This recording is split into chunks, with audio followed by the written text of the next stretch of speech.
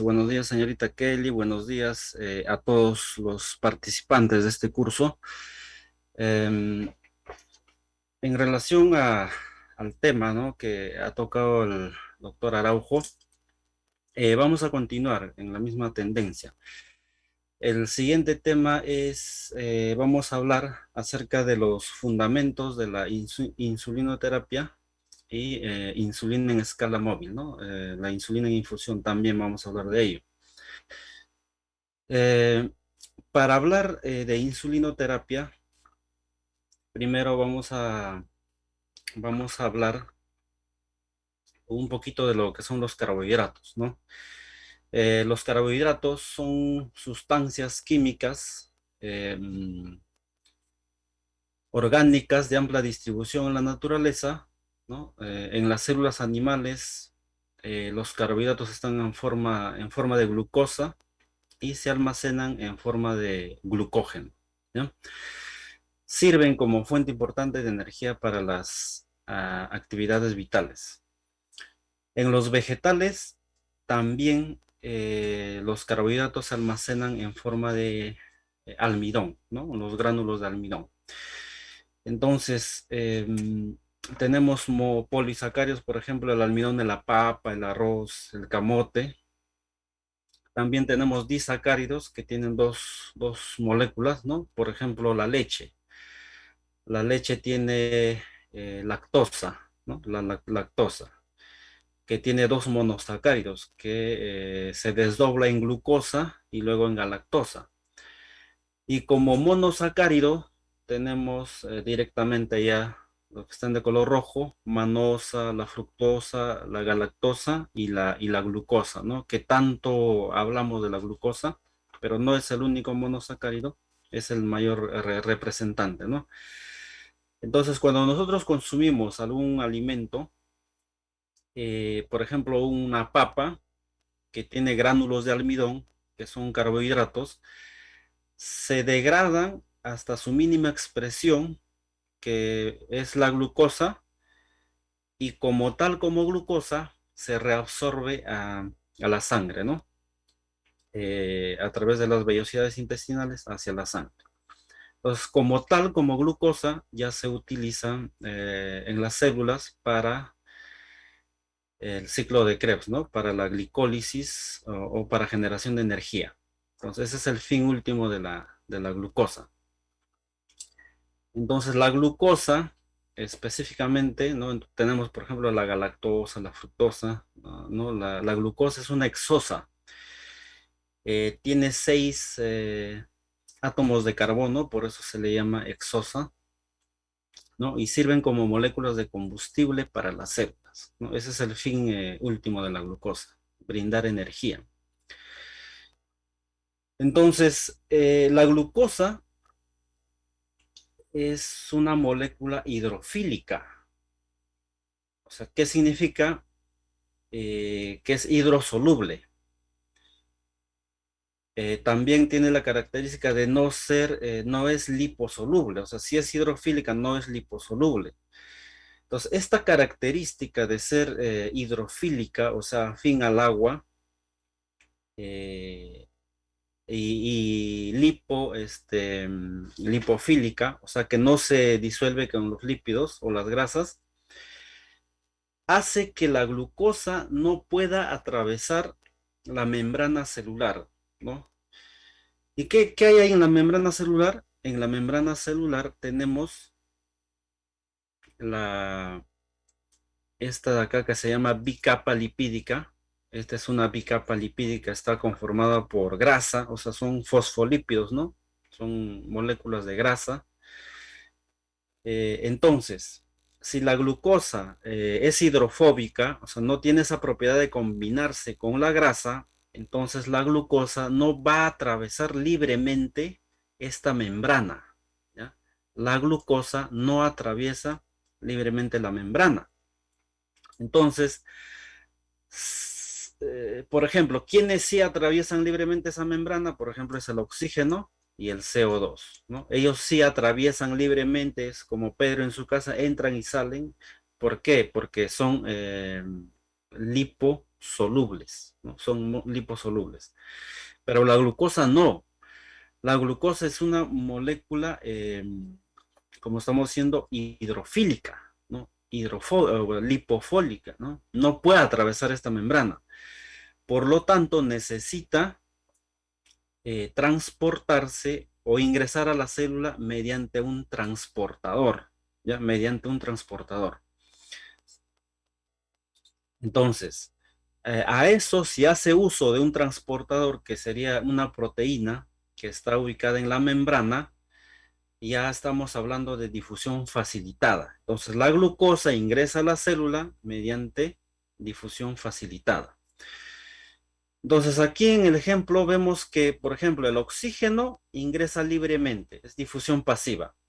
El sodio, a través de sus canales de sodio, por ejemplo, y la glucosa ingresa al interior de la célula a través de una proteína, ¿no? A través de difusión facilitada. De ahí que existen ciertos transportadores, ¿no? Ciertos transportadores que se denominan GLUT, ¿no? Los transportadores GLUT. Es una sigla de inglés, ¿no? En inglés, transportadores de glucosa, ¿no? Los GLUTs, los famosos GLUTs.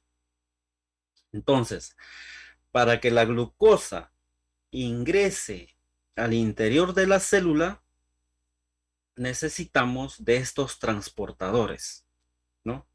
Y en el caso de la glucosa, tenemos varios transportadores que vamos a hablar ahora.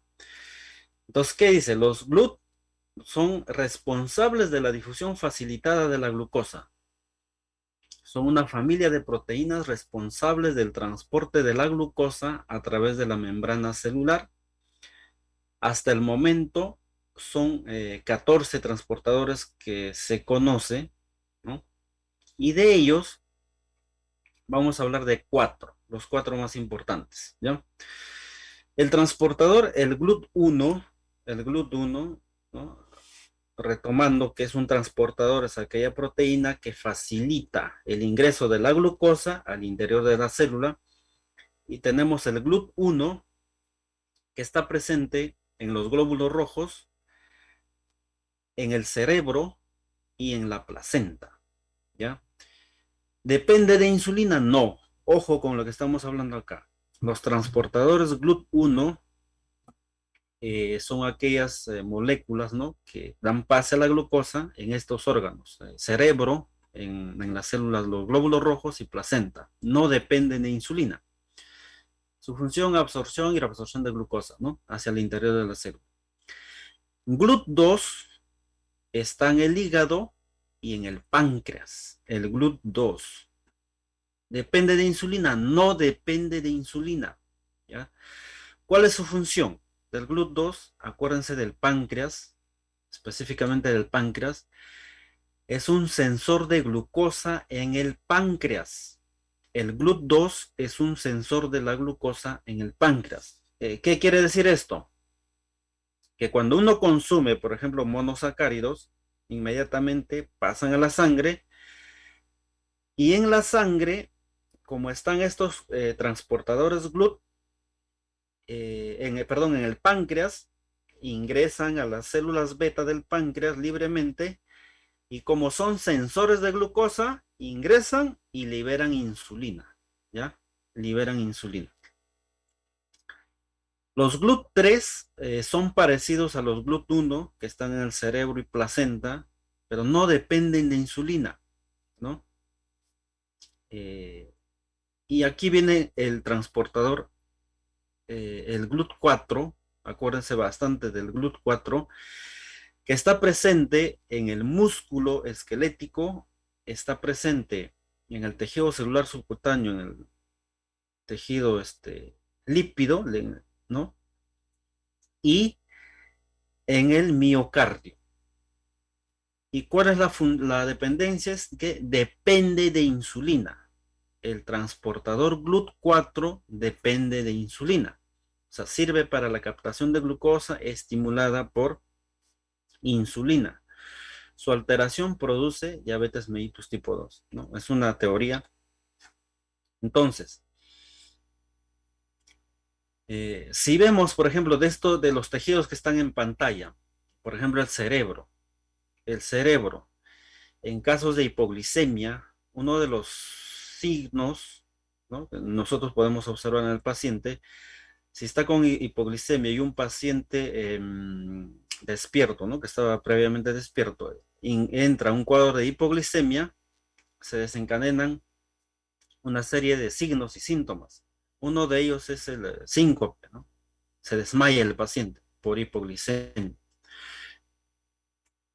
Pero el cerebro, por si acaso, no tiene el transportador GLUT4 y no depende de insulina. O sea, ¿qué quiere decir? Que la glucosa ingresa directamente a través del transportador GLUT3 y el GLUT1 directamente a la neurona sin necesidad de insulina.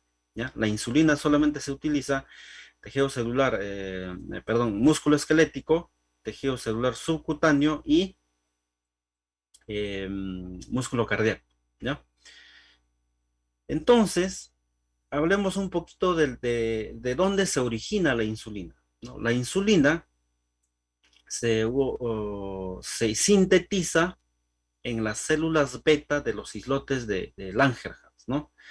Como sabemos, el páncreas tiene doble función, una función endocrina y exocrina, ¿no? La función exocrina está relacionada con la síntesis de las enzimas, la amilasa, la lipasa, la tripsina, quimiotripsina, y desembocan directamente en el duodeno, ¿no? Esa es la función exocrina. Pero la función endocrina está relacionada con los islotes de Langerhans, ¿no? Estos islotes que tienen básicamente cuatro tipos de células, ¿no? Las células alfa, células beta, células delta y células PP. Entonces, para no complicarnos aquí, eh, vamos a tomar solamente dos tipos de células, que son las células beta, que sintetizan insulina, y la insulina es una hormona hipoglicemiante, y las células alfa sintetizan el glucagón y es una hormona hiperglicemiante, ¿no? Entre ambas hormonas eh, trabajan para establecer un valor de glucosa determinado en la sangre. Por ejemplo, en ayunas se considera, ¿no?, menos de 126 miligramos por decilitro en ayunas, ¿no? Entonces, estas dos hormonas trabajan, son contrarreguladoras para mantener un nivel de glucosa estable en la sangre. No llevarnos a la hiperglicemia, ni tampoco llevarnos a la hipoglicemia, sino mantener un nivel estable de glucosa en la sangre. Eso se llama homeostasis, ¿no? Entonces, estas dos hormonas actúan a ese nivel. Entonces, nuevamente, la insulina se sintetiza en las células beta, se almacenan en unos gránulos y estas células beta tienen un transportador que se llama GLUT2, el GLUT2. Entonces, cada vez que llega sangre, perdón, glucosa, y la glucosa ingresa a la célula beta a través de ese transportador GLUT2, se libera insulina. Por eso dijimos que los transportadores GLUT2 son los sensores, ¿no? Sensores para la liberación de insulina. Se libera insulina. Entonces, ¿cuál es el estímulo para la liberación de insulina? Es la presencia de glucosa, ¿ya? La presencia de glucosa, y mientras más sube, más insulina se libera, ¿no? Entonces, aquí hablamos nuevamente de los transportadores GLUT2, ¿no? Que están, por ejemplo, esta es una célula beta del páncreas que tiene sus transportadores GLUT2 que no dependen de insulina. Entonces detectan la presencia de glucosa, la glucosa ingresa a través de estos transportadores en la célula beta, y en la célula beta tenemos gránulos o vesículas llenas de insulina que se liberan, ¿no? Se liberan al torrente sanguíneo. Entonces, ¿qué es la insulina? La insulina es una hormona peptídica secretada por las células beta de los islotes de Langerhans en respuesta a niveles elevados de glucosa. Su función principal es la de mantener la concentración de glucosa en sangre en un rango normal entre 80 y 105 miligramos por decilitro, ¿no? Vamos a ver, por ejemplo, la Asociación Americana de Diabetes, la ADA, nos recomiendan, por ejemplo, en ayunas, menor de 126 miligramos por decilitro y postprandial a las 2 horas un control menor de 200 miligramos por decilitro. Eso es, por ejemplo, en pacientes en hospitalización, en casa, pacientes diabéticos, pero es muy diferente paciente crítico, que también vamos a hablar ahora, ¿ya? La insulina favorece la entrada y almacenamiento de este nutriente en el músculo y tejido adiposo y en el hígado. Se favorece su almacenamiento y se inhibe su producción. Promueve la translocación del transportador de glucosa, el GLUT4, de compartimentos intracelulares a la membrana plasmática. O sea, ¿qué significa esto? Que los transportadores de GLUT4 son unas proteínas que están en el citosol en la célula, que cuando ingresa la glucosa, promueve que este transporte, a medida que van ingresando, más transportadores se adhieran a la membrana para que ingrese más glucosa, ¿no? A eso se refiere con translocación. Pero ya hablamos de la insulina. La insulina también tiene receptores y esos receptores son proteínas, en este caso dice, son proteínas tetraméricas, dos subunidades alfa y dos subunidades beta. Estas proteínas, ¿dónde están ubicados? En la membrana celular. ¿De qué órganos?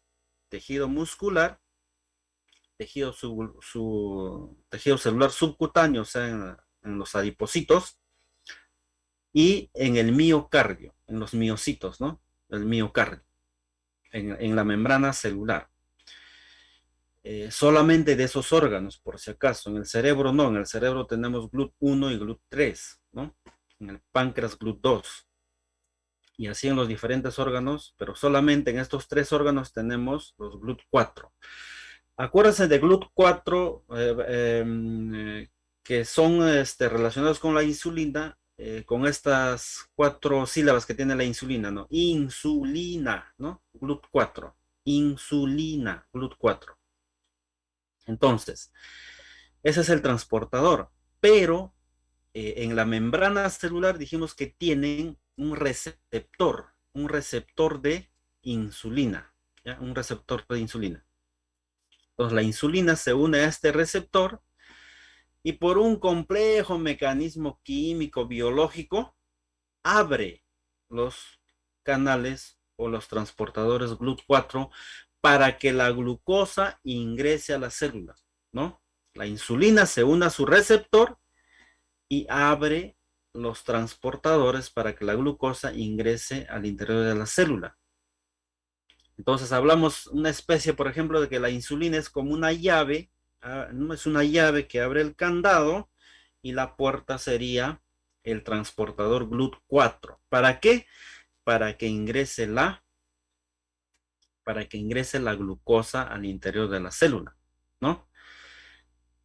Entonces, esto vamos a dejar un poquito de lado ese concepto. ¿Cómo actúa, para resumir todo lo que hemos dicho? ¿Cómo actúa la insulina, ¿no? Vamos a ver.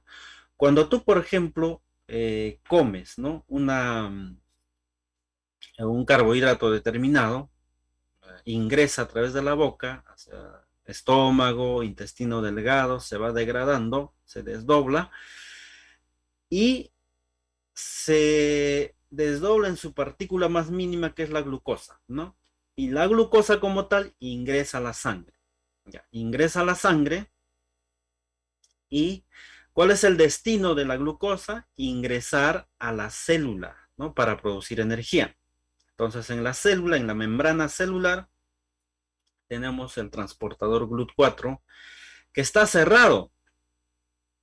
Entonces, está cerrado, por lo tanto, la glucosa no puede ingresar a la célula. Hemos dicho que la glucosa es o sea, no se diluye con la grasa. Por lo tanto, no ingresa libremente a la célula, ¿no? Tiene que ingresar por este transportador GLUT4. También vemos que en la membrana celular hay un receptor de insulina. Entonces, ¿qué necesitamos para que la glucosa ingrese al interior de la célula? Necesitamos insulina. ¿Ya? Necesitamos insulina. ¿Quién sintetiza insulina?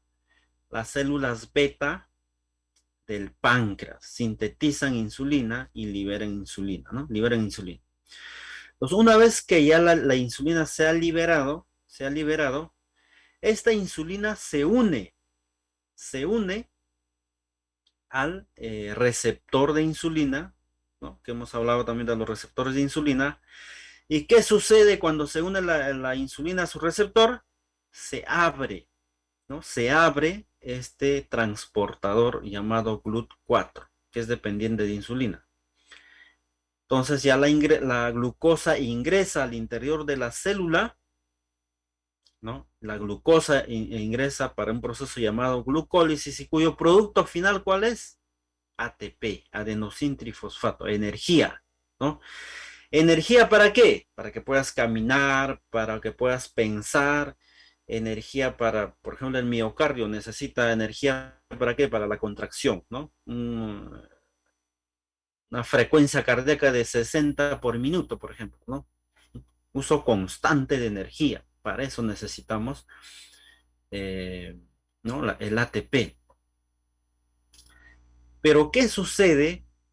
También hemos mencionado que cuando los niveles de glucosa en sangre sobrepasan un nivel estándar de homeostasis, ¿no? De equilibrio, ¿qué sucede con la insulina? La insulina promueve, ¿no? O sea, hemos dicho que es una hormona hipoglicemiante, o sea, retira la glucosa de la sangre.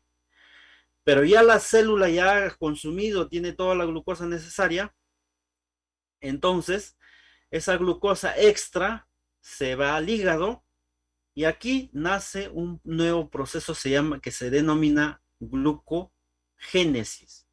O en otros libros lo van a encontrar como glucógeno génesis. O sea, ese exceso de glucosa se convierte en glucógeno. O sea, se almacena la glucosa en glucógeno. Se almacena, ¿ya? Ese exceso de glucosa.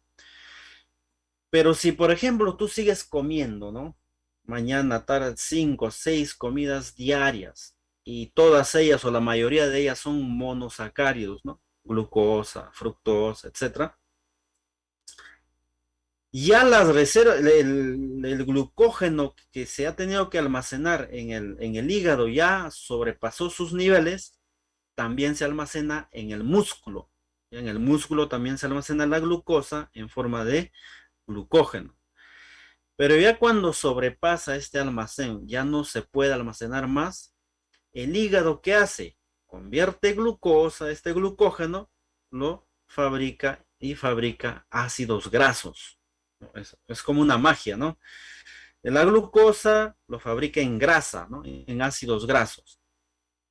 Entonces, los ácidos grasos que hay en exceso y que tú no lo estás utilizando, también se puede utilizar como energía, que no lo estás utilizando por el sedentarismo, por ejemplo, por no hacer ejercicio, por no caminar.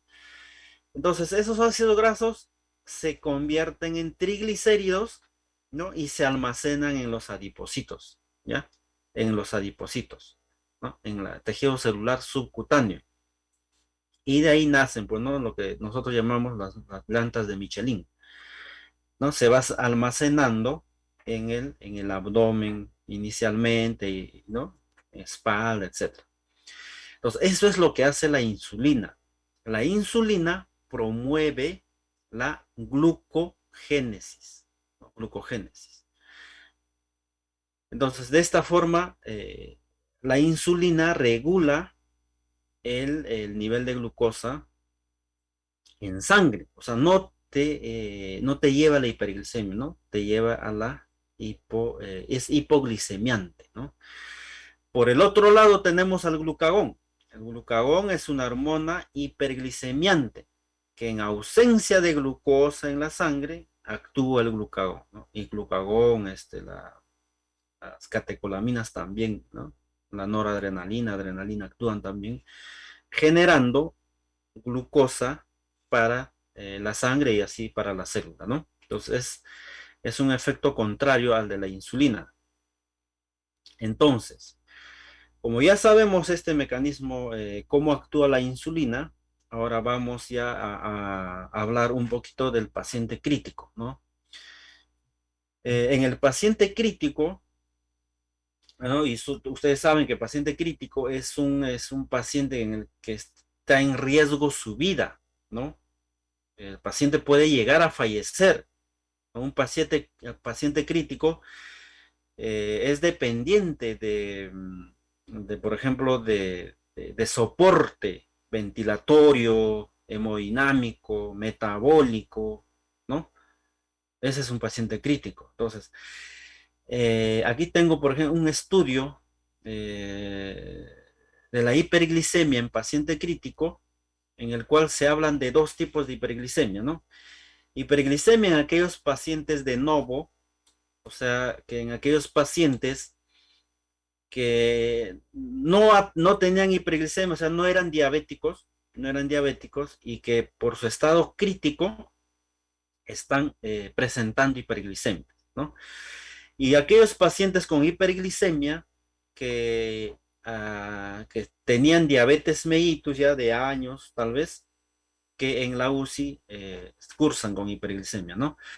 Entonces, la mortalidad general de pacientes con hiperglicemia, ¿no? Nos habla de un 16% de mortalidad frente a un 1,7% de una normoglicemia, ¿no? Miren, 1,7 pacientes con normoglicemia y 16% con hiperglicemia. Y este último cuadro es aquellos pacientes que están en la UCI, ¿no? ¿Y cómo es la mortalidad en la UCI? De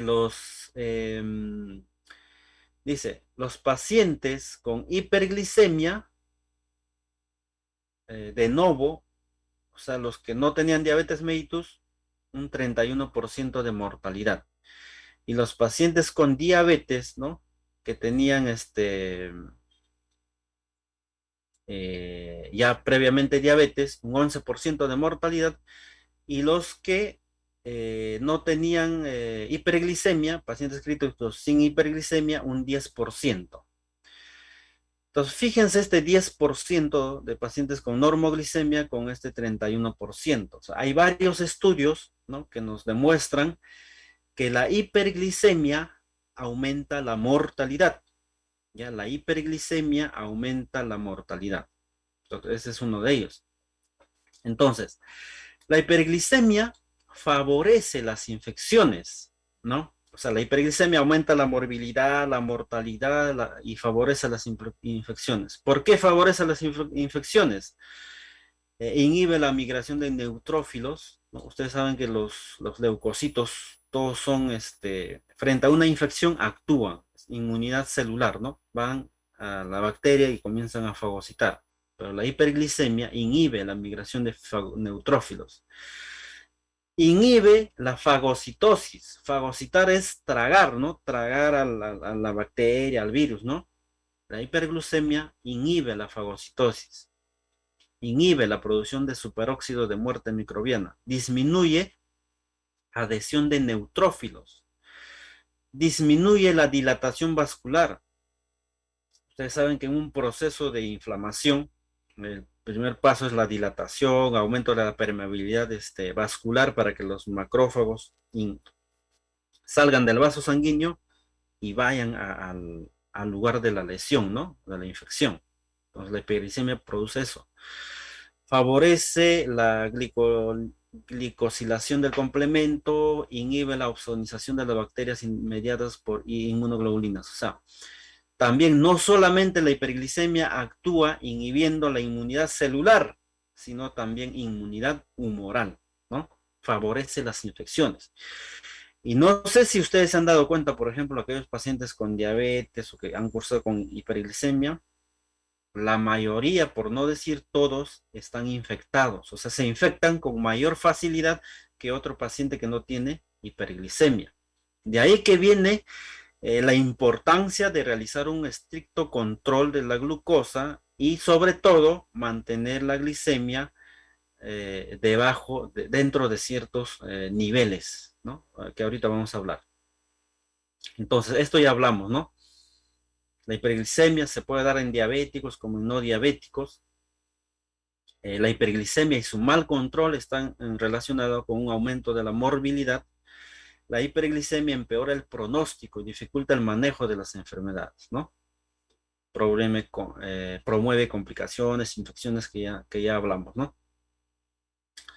Pero también hay otro tipo de hiperglicemia, ¿no? Del paciente crítico, hiperglicemia de estrés, una respuesta metabólica a una agresión previa. Es distinto a la hiperglicemia producida por diabetes mellitus y es la consecuencia de multitud de cambios metabólicos y circulatorios que llevan por nombre SIRS, ¿no? Síndrome de respuesta inflamatoria sistémica, ¿no? Entonces, esta hiperglicemia de estrés es, por ejemplo, un cuadro de infección, ¿no? O en un paciente diabético controlado en casa, se infecta con COVID-19, ¿no? Con el virus, y puede desencadenar en hiperglicemia, ¿no? Pero también hay hiperglicemia inducida por glucocorticoides, ¿no? Sabemos que los glucocorticoides es la piedra fundamental para el tratamiento de enfermedades inflamatorias, ¿no? Beneficios: reduce la síntesis de citoquímicas proinflamatorias, disminuye la función de linfocitos T, disminuye la expresión de receptor de anticuerpo FC, o sea, en conclusión, activa la respuesta antiinflamatoria y proceso inmunosupresor. Por eso es que en ciertas patologías se administra glucocorticoides, ¿no? Pero tiene efectos adversos: ganancia de peso, sobre todo líquido, efectos metabólicos, como por ejemplo la hiperglicemia, osteopenia, osteoporosis, la hiperglicemia en pacientes con diabetes mellitus y sin diabetes mellitus, ¿no? Aumenta los niveles de glucosa en un 68%. Y miren aquí, puede precipitar un estado hiperosmolar y cetoacidosis diabética, ¿no? Cetoacidosis diabética. Y dicho sea de paso también, por ejemplo, en los pacientes que son infectados con el virus del SARS-CoV-2 y que ingresan a la unidad de cuidados intensivos, ya hay un estudio inglés que ha demostrado la efectividad de la dexametasona, el uso de dexametasona, 6 miligramos cada 24 horas. Dexametasona ha demostrado disminuir la mortalidad del paciente crítico infectado con COVID-19, ¿no? Y la dexametasona, ¿qué es? Un glucocorticoide. Y tiene un efecto adverso, ¿cuál es? La hiperglicemia. Pero si está en cuidados intensivos, debemos mantener o controlar esa hiperglicemia, ¿no? Entonces, los glucocorticoides, por ejemplo, hidrocortisona, prednisona, dexametasona, metilprednisolona, betametasona, entre los más principales, más usuales, ¿no? Más usuales, aumentan o producen hiperglicemia, ¿no? Producen hiperglicemia por estos motivos. Aumenta resistencia a insulina, reduce la producción de glucógeno en 70%, reduce la captación de glucosa, hígado, músculo y tejido adiposo, ¿no? Produce, ¿no? Hiperglicemia. Entonces, la hiperglicemia, ¿cómo produce daño, no? Esto, por ejemplo, a mí siempre me causó tenía esa curiosidad, pero la hiperglicemia, ¿cómo puede producir daño? ¿No? Y esta es la respuesta: que la hiperglicemia genera una mayor producción de radicales libres, ¿no? Principalmente radical superóxido, incrementa el daño por estrés oxidativo, y este radical superóxido incluso produce daño o apoptosis en las células beta pancreáticas. Por eso es que los pacientes con diabetes mellitus tipo 2, a medida que pasan los años y no tienen un buen control glicémico, las células beta del páncreas se van dañando o van produciendo muerte celular, o sea, apoptosis, por la misma hiperglicemia. Y la glucosa, ¿cómo ingresa al páncreas o a las células beta? Mediante el transportador GLUT2. Y este transportador GLUT2 no necesita insulina para que ingrese esa glucosa. O sea, la glucosa ingresa directamente a través de este transportador, ¿no? Entonces, insulinoterapia, ¿no? La insulinoterapia, eh, como ya hemos hablado, ¿no? La hiperglicemia en el paciente crítico aumenta la morbilidad, la mortalidad, favorece las infecciones, por lo tanto debemos controlar, ¿no? Debemos controlar. Las insulinas tenemos de acuerdo a una clasificación por el origen, tenemos insulinas humanas e insulinas análogas. Por el tiempo de acción, y esta es lo que nos interesa más, ¿no? Tenemos insulinas ultra rápida, rápida, intermedia y prolongada, ¿no? La ultra rápida, la rápida son las insulinas prandiales, o sea, que se administran con la comida o después de la comida o con la comida. Y las basales es la insulina que está presente en la sangre en ayuno. Ahora vamos a ver. Entonces, entonces aquí, por ejemplo, hay varios estudios y alguien pregunta, por ejemplo, ¿cuánto debe ser la glucosa que debemos, el nivel de glicemia que debemos mantener en el paciente crítico? De 140 a 180, ¿no? Por ejemplo, la Asociación Americana de Diabetes nos dice de 140 a 180 y ustedes van a revisar diferentes artículos que están en este rango, ¿no? 140 a 180. Por ejemplo, en paciente neurocrítico, 140, 180, ¿no? No llevarlo porque si baja de 140, sobre todo en pacientes con insulinoterapia, mantener en este rango, no bajar de 140 porque sabemos que el cerebro, ¿no? En ese paciente neurocrítico, el cerebro básicamente es glucosa dependiente y oxígeno dependiente, ¿no? Si hay hipoxia, por ejemplo, el primero en caer es el cerebro. Hay desmayo, lipotimia, ¿no? Síncope por hipoxia, lo primero. En el caso de la glucosa también, lo primero es síncope, ¿no? El paciente se desmaya por hipoglicemia. Entonces, imagínense un paciente neurocrítico en el cual nosotros estamos tratando de salvar neuronas minuto a minuto, ¿no? Minuto a minuto tratamos de salvar neuronas, evitamos el daño secundario, por ejemplo, en un TEC. Entonces, no llevarlo a la hipoglicemia, ¿no? Mantener tampoco a la hiperglicemia, sino en el paciente crítico entre 140 y 180, ¿no? Miligramos por decilitro, ¿no? Entonces acá está la pregunta, ¿no? ¿Cuánto debemos tener? 140, 180. Evitar siempre la hipoglicemia, ¿no? Y la hiperglicemia marcada. Hipoglicemia hablamos siempre cuando son pacientes que están recibiendo insulinoterapia, ¿no? Y sobre todo en paciente crítico debemos siempre un control de glicemia. Entonces, las insulinas que tenemos en el mercado son de acuerdo al tiempo de vida media, ¿no? La ultra rápido, el tiempo de acción, la ultra rápida, ¿no? El nombre, por ejemplo, la nombres comerciales, a ver, lo conocemos como el Humalog, Apidra, ¿no? Más conocidos.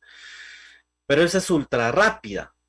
Pero la insulina rápida es la insulina R, ¿no? La insulina cristalina, una marca comercial, por ejemplo, es nombre comercial Humulin R, pero el nombre genérico es regular, ¿no? La insulina regular. Esta es de acción rápida. La intermedia es la NPH, ¿no? La NPH. Y la lenta es la insulina de Glargina o de Temir, ¿no? Y la Lantus, ¿no? Que es marca comercial, es una de las más conocidas, ¿no? La lenta. Entonces, para no complicar nosotros ¿no? Para combinar insulinas, etcétera. Vamos a hablar solamente de dos insulinas, de la rápida y de la intermedia, la que usualmente, ¿no? La que usamos en el medio intrahospitalario. Entonces, para ello debemos conocer el inicio de efecto. ¿Cuándo comienza a actuar? Esto es importante porque de esto va a determinar a qué hora o cuándo voy a hacerle un control de glicemia a mi paciente. Después de cuánto tiempo de haberle administrado, por ejemplo, insulina R subcutánea. Tenemos que saber el máximo efecto, el pico, a las cuántas horas, ¿no? Realiza su máximo efecto. Y debemos conocer el fin del efecto. ¿Cuánto dura el efecto? ¿No? Debemos conocer cuánto dura el efecto. ¿Por qué, por ejemplo, la NPH se coloca 2 veces al día, cada 12 horas? ¿Por qué se coloca cada 12 horas? Entonces, asumiendo esto, se coloca cada 12 horas porque dura más o menos 12 horas el efecto de la NPH. Por ejemplo, la insulina Lantus, el efecto es de 24 horas. Por eso es que se pone una sola vez al día en los pacientes con diabetes mellitus tipo 2, ¿no? Una vez al día, la Lantus. O sea, ya no le van a pinchar 2 veces, sino solamente una vez al día, ¿no? La Lantus. Entonces, es necesario conocer. Por ejemplo, aquí tenemos, ¿no? La Lispro es la insulina ultra rápida, ¿no? De acción a los 15 minutos ya está actuando, 15 minutos. La R actúa a los 20, 30 minutos, ¿no? 30 minutos, la R, y dura 6 a 8 horas. La NPH dura 12 horas, y su mecanismo y su inicio de acción es a las 1 a 2 horas, ¿no? 2 horas de inicio de acción. Entonces aquí está el resumen, miren. La insulina R, insulina regular, inicio de acción 30 minutos, o sea, a la media hora, administrada de forma subcutánea. Ojo, subcutánea, no es intravenosa, subcutánea. Si tú administras la insulina R subcutánea, el inicio de acción es a los 30 minutos. O sea, ¿no? O sea, puedes controlar a este paciente a la hora, ¿no? A la hora de haber administrado, porque recién está haciendo el efecto. El pico a las 2 horas, ¿no? A las 2 horas es lo mejor. El pico de acción de 2 a 4 horas, pico de acción de 2 a 4 horas, duración de acción de 6 a 8 horas. Entonces, para fijar conocimiento, ¿no? Inicio de acción, 30 minutos, a los 30 minutos. Duración de acción, a las 6, perdón, claro, la duración de acción, 6 horas. A los 30 minutos recién inicia y a las 6 horas termina la acción de la insulina R. En cambio, la NPH, inicio de acción a las 2 horas. O sea, tú administras, tienes que esperar 2 horas, ¿no? Para que inicie la acción. ¿Cuánto dura? De 12 a 18 horas. Por eso es que la insulina NPH se pone o se administra cada 12 horas. Cada 12 horas. ¿Ya? Entonces, vamos a hablar en qué momento se administra la insulina NPH y la insulina R. Y tiene relación con la secreción natural de la insulina. ¿Por qué? La insulina es una hormona, hemos dicho. Entonces, si te van a administrar insulina, esta hormona que te van a administrar tiene que imitar, que ser tan igual que los efectos de la insulina que produce las células beta del páncreas, ¿no? Porque si las células beta no producen insulina, entonces tenemos que reemplazarla y nosotros administrar. Entonces, tenemos que conocer cómo es el comportamiento de la insulina en, eh, en los pacientes, a los pacientes que nosotros le vamos a administrar la insulina, ¿no? Entonces, miren, la glucosa, vamos a hablar de una glucosa o glicemia basal.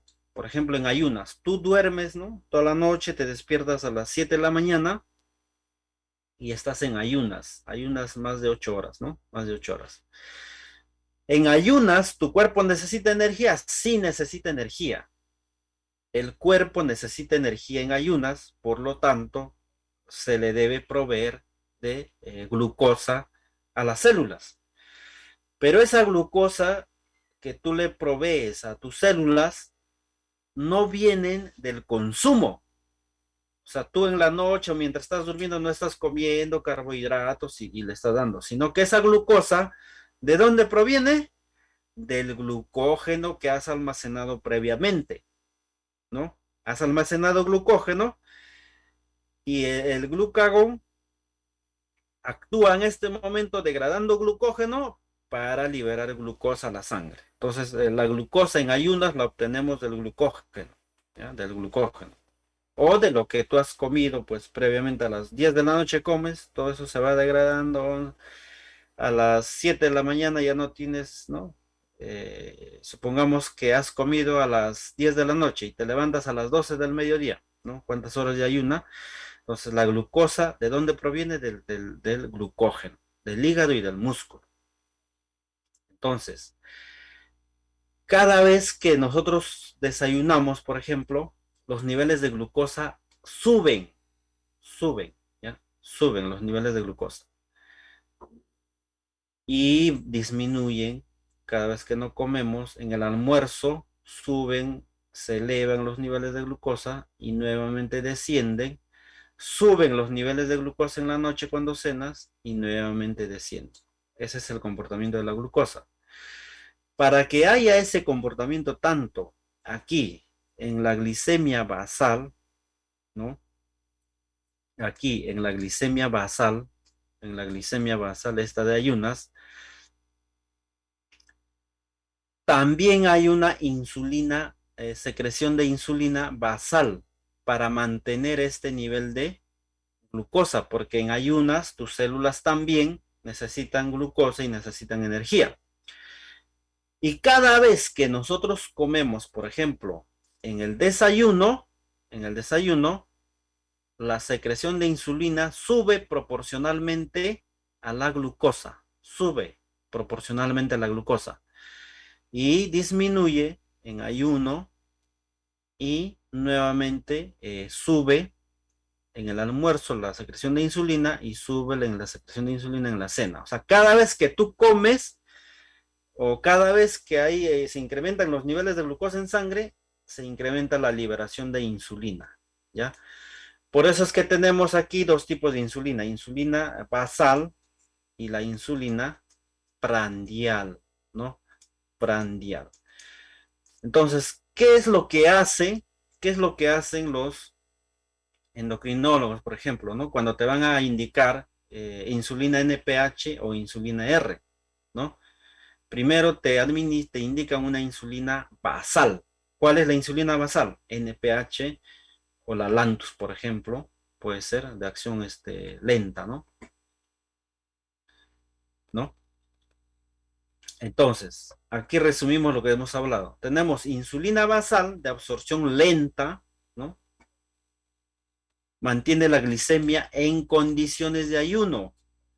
Y la insulina prandial se administra cerca de las comidas, media hora antes de las comidas. ¿Por qué se administra la R, por ejemplo, un paciente diabético en casa? Le sirves la comida y administras insulina R o media hora antes de comer. ¿Por qué? Porque la insulina R, ¿cuándo inicia su acción? Después de 30 minutos. Y mientras tú vas comiendo, a la media hora inicia su acción, ¿no? Para controlar la glicemia. Entonces, tenemos la insulina, vías de administración es subcutánea de la insulina, por ejemplo, la insulina basal, la NPH, se puede administrar de forma subcutánea y también por vía subcutánea, la insulina R, ¿no? Y esa la ponemos en escala móvil. O es la insulina prandial, postprandial. Endovenosa también se administra, pero solamente la insulina R, solamente la insulina R, ¿ya? Hay colegas nuevos, ¿no? Que no se confundan, por favor, la insulina R, la insulina cristalina es la que se administra de forma endovenosa, es la única, ¿ya? La R. Por ejemplo, en cetoacidosis diabética se puede administrar en bolo, sí, se puede administrar en bolo o también en infusión continua, ¿no? Se puede administrar en bolo y en infusión continua. En bolo, por ejemplo, 0.1 unidad, 0.1, ¿no? Por kilogramo de peso. Por ejemplo, em, pesas 70, o sea, 7 unidades en bolo, ¿no? Y luego en infusión. Ahora, objetivos glicémicos, ¿no? De acuerdo a la Asociación Americana de Diabetes. En el paciente vamos a diferenciar, ¿no? Porque a veces se confunden mucho, ¿no? Paciente en casa o en paciente hospitalizado no crítico. La glicemia en ayunas, menor de 126, ¿no? A las 6 de la mañana, 7 de la mañana, o sea, antes de comer, ¿no? En ayunas, te controlan, tiene que estar 126. Y esta glicemia es la que sirve de base para administrar la insulina NPH o la Lantus si quieres, ¿no? Con esta glicemia. Si está, por ejemplo, la glicemia 200, no, tienes que aumentar la dosis de insulina NPH, ¿no? Porque esta actúa en ayunas, hemos dicho. Glicemia postprandial o prandial, a las 2 horas de haber comido, menos de 200. Y la famosa hemoglobina glicosilada o glicada, en casa o en paciente hospitalizado, al inicio le hacen, ¿no? Un control, tiene que estar menos de 7%. La hemoglobina glicosilada glicada es una hemoglobina que te da información de los últimos 3 meses, de la glicemia de los últimos 3 meses, ¿ya? Pero en el paciente crítico cambia la situación, ¿no? Nos indican que debe ser entre 140 y 180, la glicemia no menor de 110, ¿no? El paciente crítico, por un riesgo de hipoglicemia, sobre todo aquellos pacientes que están recibiendo insulinoterapia. Y la hemoglobina glicada, al inicio puede ser como un dato de historial, ¿no? Un historial, este paciente era diabético y triglicémico, pero no se puede tomar pues a los 3 días, 4 días de tener un control, ¿no? Porque este te brinda información de 3 meses, o sea, a los 3 meses recién, si es que quieres hacer esto, un control, ¿no? De cómo ha ido eh, tu glicemia en estos últimos 3 meses. Y debe ser menos del 7%. Escala móvil, ¿no? Muchas veces se trabaja con escala móvil, ¿no? Por ejemplo, ¿no? Esta es una propuesta. Si la glicemia está en 180 a 200, 3 unidades de insulina R subcutánea. Si es de 201 a 250, 5 unidades. De 251 a 300, 7 unidades. Y mayor a 300 ya podemos iniciar infusión, pero hay criterios, ¿ya? Entonces, ¿dónde se administra? Eso también es importante porque cada vez que, por ejemplo, el paciente crítico no solamente recibe insulina R, sino también recibe, por ejemplo, heparina, enoxaparina. Entonces, todos, o en algunos pacientes se observa que el brazo está equimótico, pero no es el único lugar donde se administra. Se administra en todo lugar donde existe ese tejido celular subcutáneo, en la zona abdominal, la espalda, brazos, la zona glútea, en el muslo, en todos los lugares donde hay tejido celular subcutáneo, ¿no? En la grasa se administra para que ¿no? Para la absorción. Entonces, la lipodistrofia, bueno, esta es una complicación en pacientes crónicos, ¿no? En la UCI, pues el promedio están 2 semanas, 3 semanas, ¿no? No va a realizar lipodistrofia, pero sí puedes producir equimosis, o tal vez un foco de inflamación, ¿no? Por eso se tiene que rotar, ¿no? Rotar abdomen y brazos. Donde haya grasa, tejido celular subcutáneo, ¿ya? No se administra por si acaso en músculo, sino en tejido celular subcutáneo. Tejido celular subcutáneo, grasita. ¿Cuándo iniciar la insulina en infusión? Por ejemplo, tenemos dos casos, ¿no? En aquellos casos con pacientes con cetoacidosis diabética o estado hiperosmolar no cetóxico. Ahí obviamente que debes iniciar la infusión de insulina, ¿no? Pero en otros pacientes que no son, ¿no? Que no tienen estas patologías, pero sí cursan con hiperglicemia en esta situación. Cuando superan los 250 miligramos después de la administración subcutánea en 3 dosis consecutivas. Por ejemplo, mañana, ¿no? Le pusiste 8 de la mañana, un control a las 4 horas, 12 del mediodía, sigue con hiperglicemia, aumentas la dosis. Otro control, no, insulina, infusión. En cetoacidosis diabética, obviamente, en estado hiperosmolar hiperglucémico, en pacientes edematizados y con hipoglicemia no controlada. Pacientes edematizados. Estos pacientes es difícil el control de la hiperglicemia. ¿Por qué? Cuando hay un edema en el paciente, un edema, ¿no? Las células se separan, los adipocitos se separan, ¿no? Entonces, para que la insulina llegue a vaso sanguíneo y de vaso sanguíneo a todo el cuerpo, demora. Entonces, por lo tanto, vas a tener que administrar más dosis de insulina. Entonces, en ese proceso, mejor administramos insulina en infusión.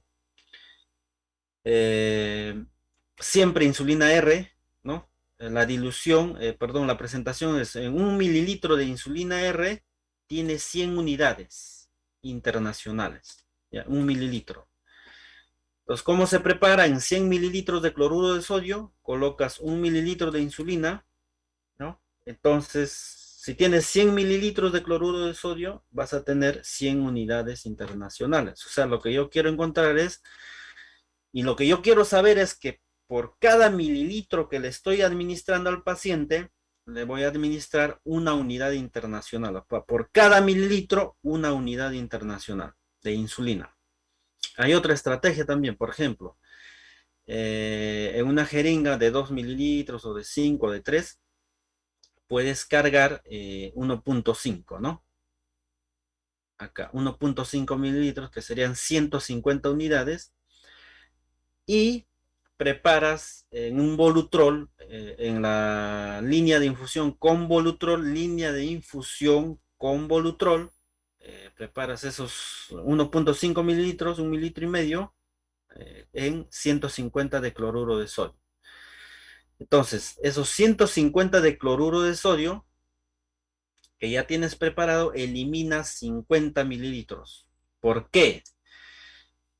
Para poder impregnar toda la línea de infusión, toda la línea, para poder impregnar con insulina. ¿Por qué?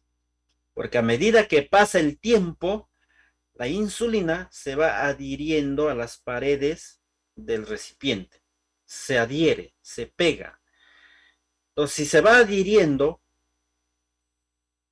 vas a tener menos cantidad de insulina en el frasco y la dosis de insulina, perdón, la biodisponibilidad disminuye, ¿no?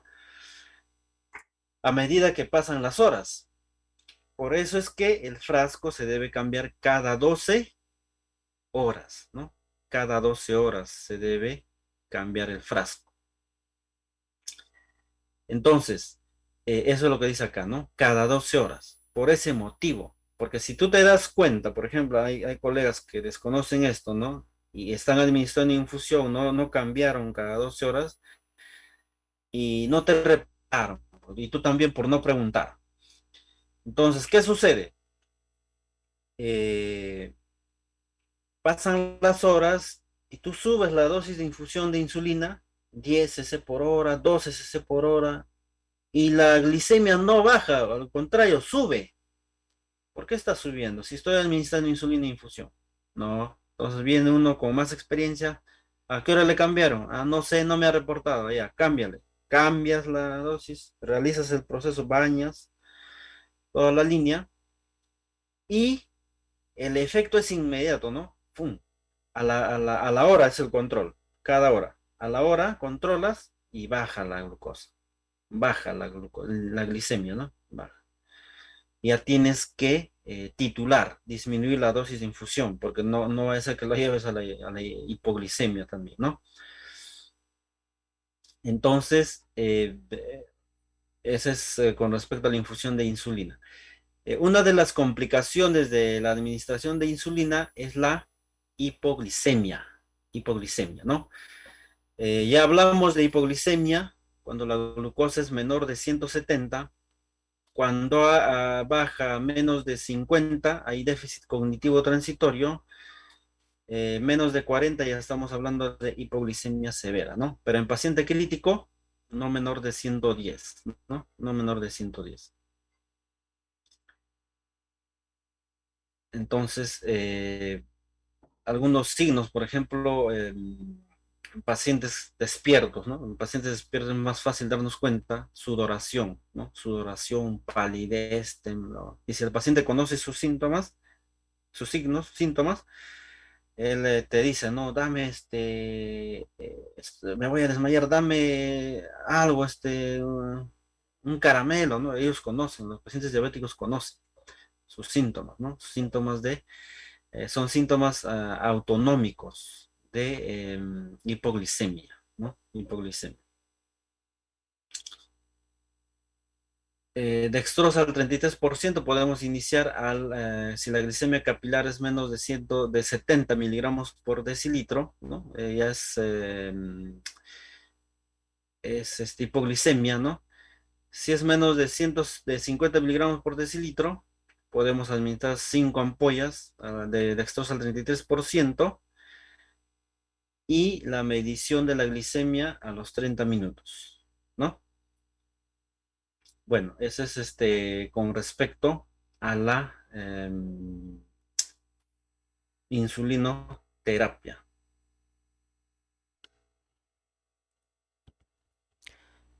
Listo.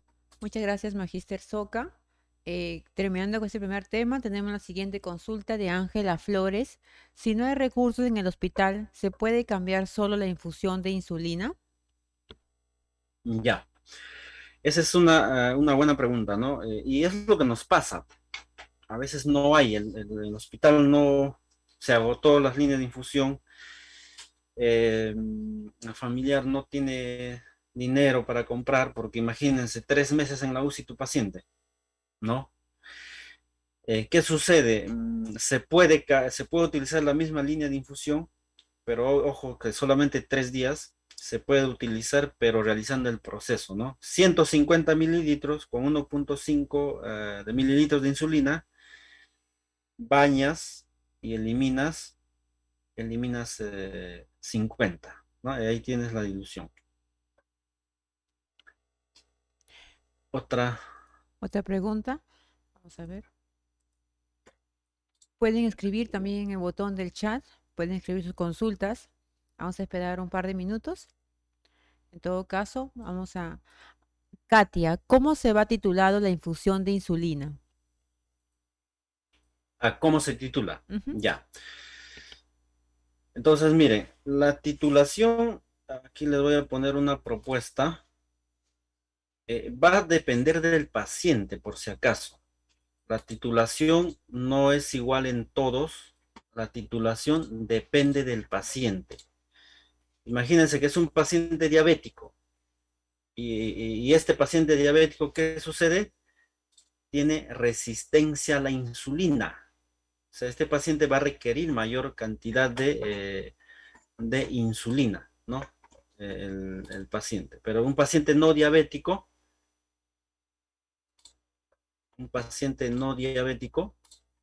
pero con hiperglicemia, va a requerir, eh,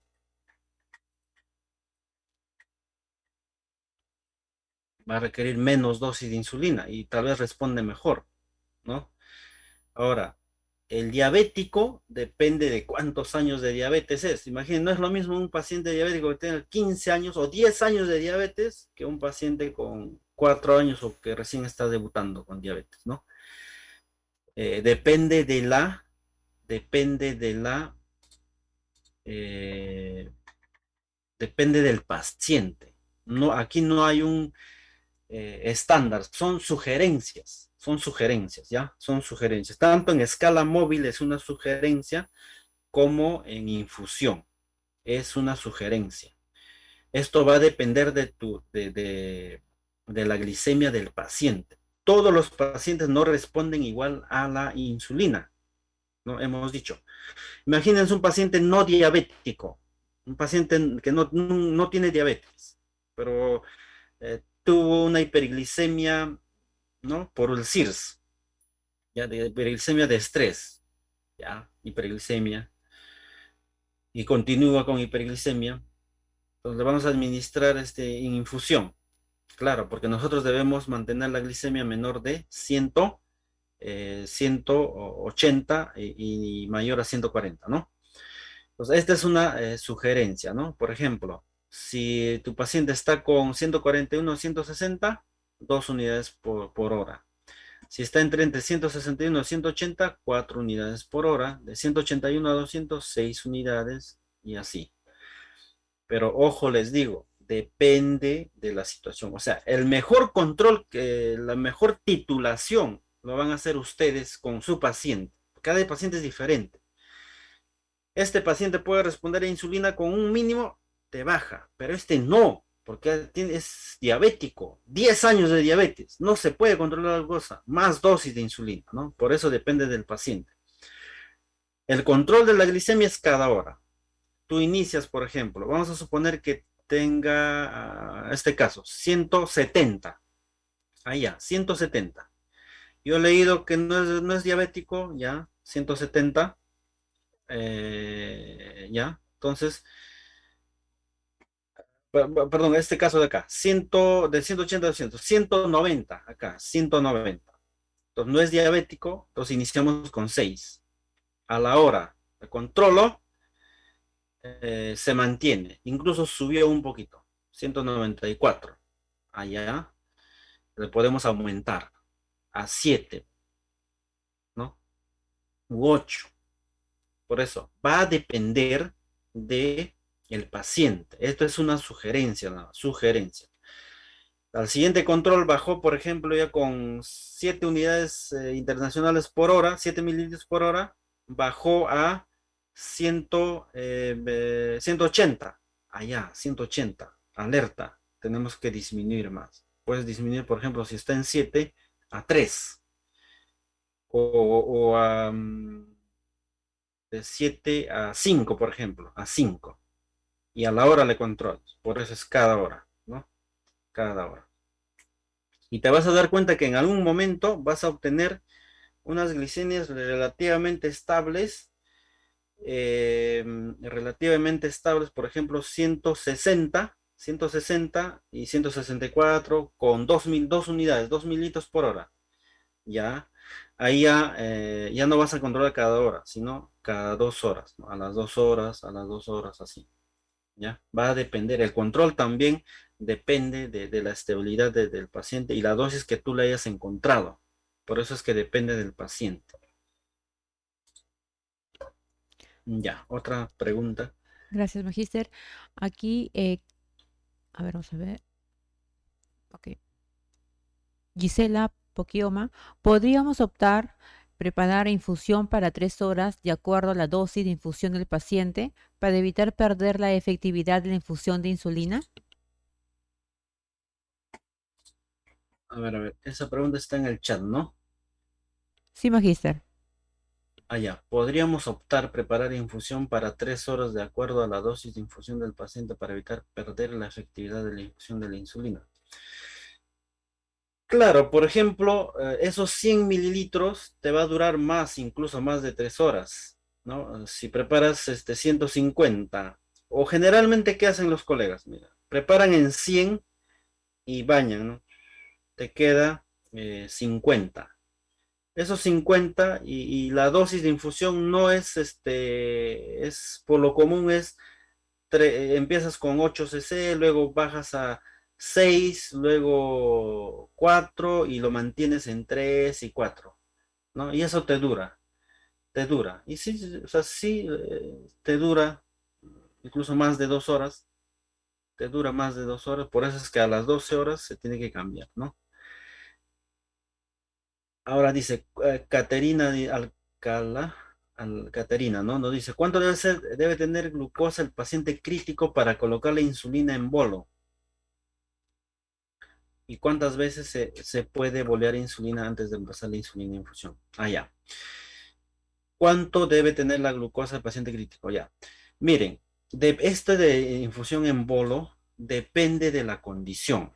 Por ejemplo, mira, si tengo mi paciente con cetoacidosis diabética, amerita, una vez que ya le has hidratado, ¿no? Porque primero es hidratación, una vez que ya se ha hidratado y ahí al momento nada más, ¿no? Se inicia infusión de insulina. Y en estos pacientes con cetoacidosis diabética, la glicemia son 400, 500, ¿no? 600, 700 a veces. Incluso el glucómetro no marca, ¿no? No marca. Entonces, se puede iniciar en bolo una vez. Inicias en bolo y luego en infusión, ¿ya? No te apresures en dar bolos y bolos de insulina porque no está recomendado, nadie te lo recomienda, pero sí una dosis inicial de infusión, ¿ya? Una dosis inicial de infusión. 0.1 unidad por kilogramo de peso. Por ejemplo, pesa 80 kilos, 8 unidades, ¿no? 8 unidades. Y luego infusión, ¿ya? Luego dice, Katia, si mi paciente está recibiendo corticoides a horario, ¿a cuántas horas debo controlar la glicemia después de administrar el corticoide sabiendo que está con infusión de insulina? Ah, ya. El corticoide te aumenta la glucosa a las 45 minutos a 1 hora. Te aumenta ¿no? La glicemia. Entonces, si tu paciente está con infusión, tú controla la glicemia cada hora. Es lo recomendado, ¿no? Pero suponemos que ya tienes controlada la glucosa, está en el rango entre 140 y 180, supongamos 160, ya está 160, estamos dentro del rango, y ya estás controlando, por ejemplo, cada 2 horas, y ya has administrado dexametasona, más o menos a la hora, va a subir la hiperglicemia. Entonces controla más o menos a la hora una glucosa cuánto ha subido, ¿no? Cuánto ha subido. Porque posterior a eso también va a continuar subiendo, ¿no? Pero a la hora puedes controlar y subir o titular la dosis de insulina. Y Anina nos dice, disculpe, ¿cada cuánto tiempo se debe cambiar la infusión de insulina? Cada 12 horas, ¿no? Ahí a Ángela o Ángel, creo que Ángela, ¿no? Está respondiendo ya, ¿no? Cada 12 horas. Muchos bolos lo mandamos a la hipoglicemia, ¿no? Claro. Sobre todo bolo inicial en cetoacidosis diabética o estado hiperosmolar, ¿no? Hiperglicémico. En esos casos. En los demás casos, no bolos, no se administra bolos. Tiene hiperglicemia, pero no está con cetoacidosis diabética, tiene hiperglicemia, pero no, no está con estado hiperosmolar, ¿no? Pero supongamos que tienes 600, puedes pensarlo de acuerdo a tu experiencia. 600. Y la teoría también te dice, una unidad te baja 50 miligramos por decilitro. Una unidad te disminuye 50 miligramos por decilitro. La glicemia. Pero esto es referencial también. Depende del paciente. Como hemos dicho, si es diabético, diabético de 1 año, de 10 años, de 15 años, diferente a un no diabético o a un diabético que está debutando o a uno que nunca, que no es diabético, ¿no? O a otro que está recibiendo glucocorticoides, así, ¿no? es relativo, cada paciente es diferente, ¿ya? Muy bien, entonces vamos a pasar al siguiente tema, Sí, magíster. ¿no? Sí, ¿no? Está bien.